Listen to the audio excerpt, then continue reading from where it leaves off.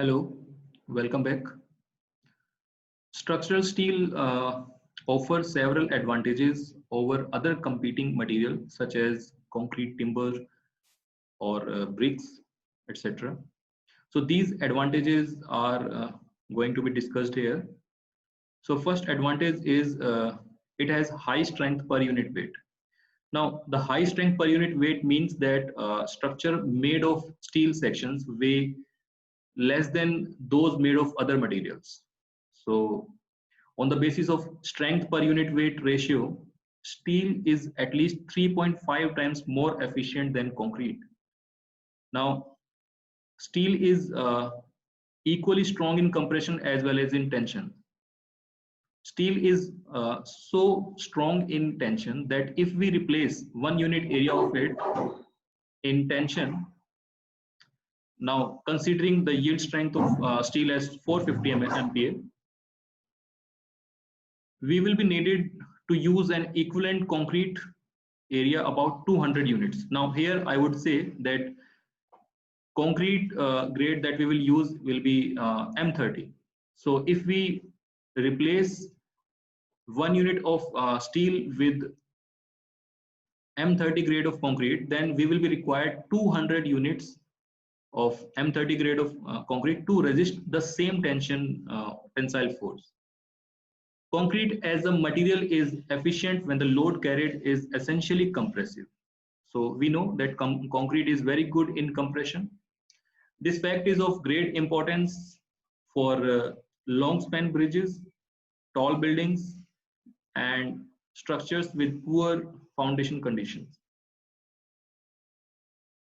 Then the next advantage is steel is highly ductile and fracture toughness. It is also very tough.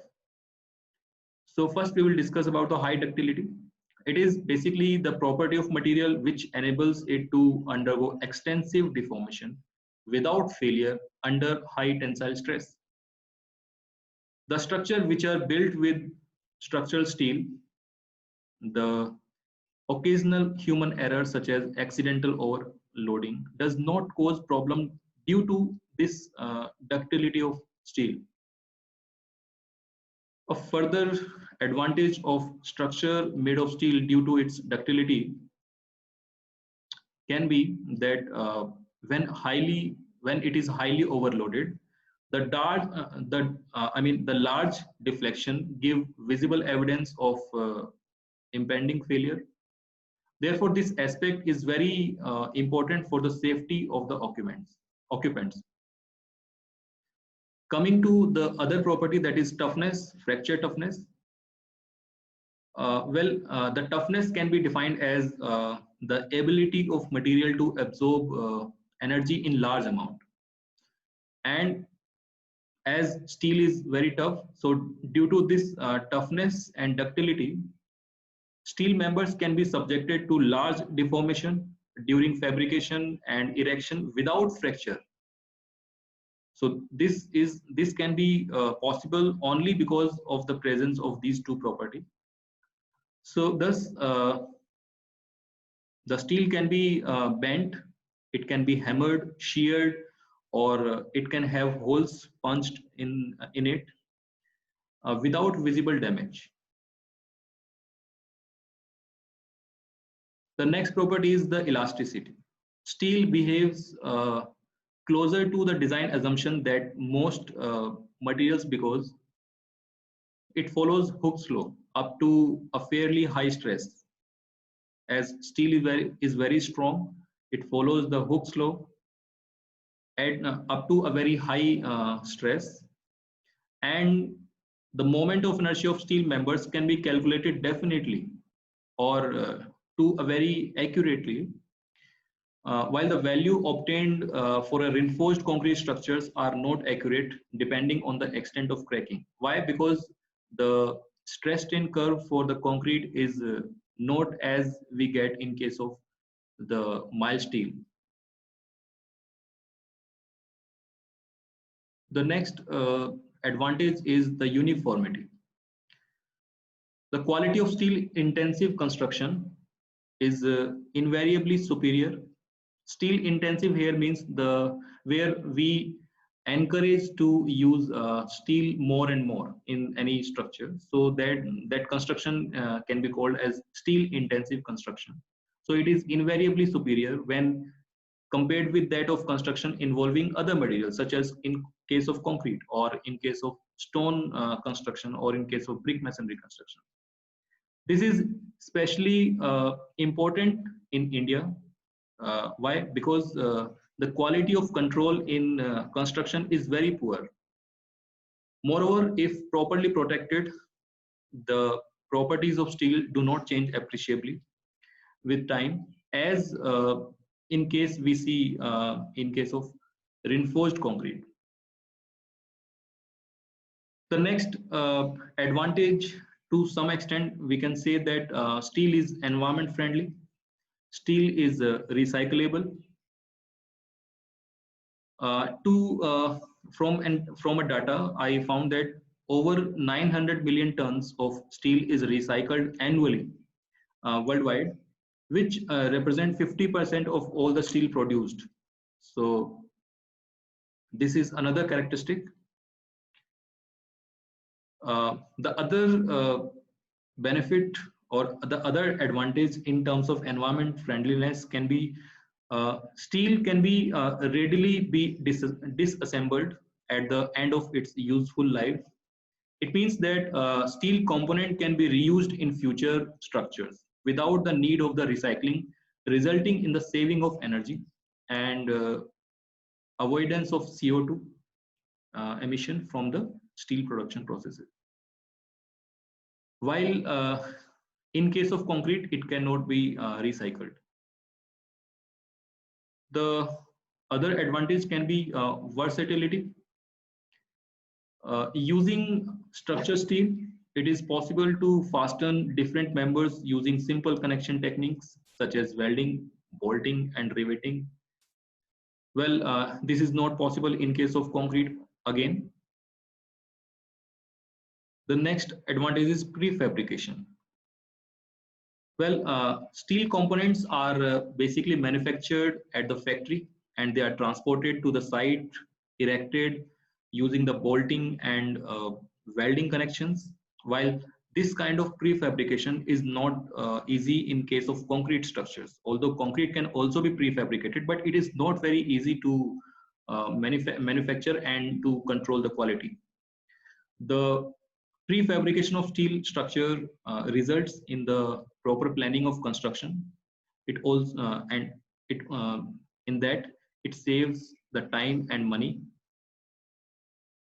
The erection work is very speedy, and because of this prefabrication quality, and the better quality control we can achieve, and at the same time, steel members are lighter, which facilitate easy handling and erections. Addition of existing structures, the repair and retrofit of steel members and their strengthening at a future date, for example, to take into account enhanced loading, is basically simpler than in concrete members. Thus, a new bay or even entire new wings can be added to existing steel frame, and steel bridge can be easily widened. Why? Because of this ability of addition of existing structure without much difficulty. Least disturbance to the community. Yes, in the steel structures, there is least disturbance to the community, as steel intensive construction cause least disturbance. So fast track constructions technique which are developed in the recent years have demonstrated that steel structures cause least disruptions to the traffic and minimize financial loss to the community and business.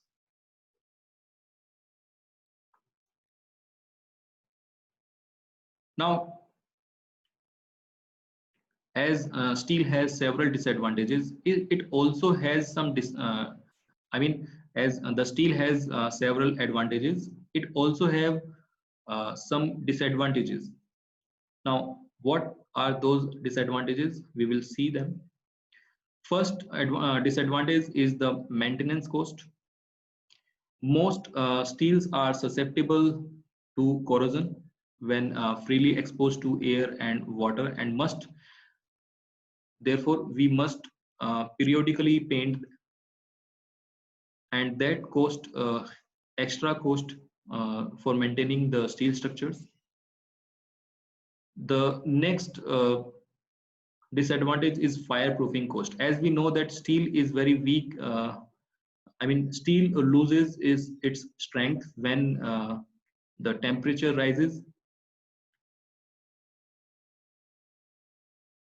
and due to this factor, the steel frame of a building may have to be protected by certain materials which are of insulation characteristics. In addition, the building may have to include a sprinkler system in order to meet building requirements. So this is again can be considered as a disadvantage of steel. The next disadvantage is susceptibility to the buckling. Well, uh, steel sections are longer and cylinder uh, in case if we are using steel members as a compression members.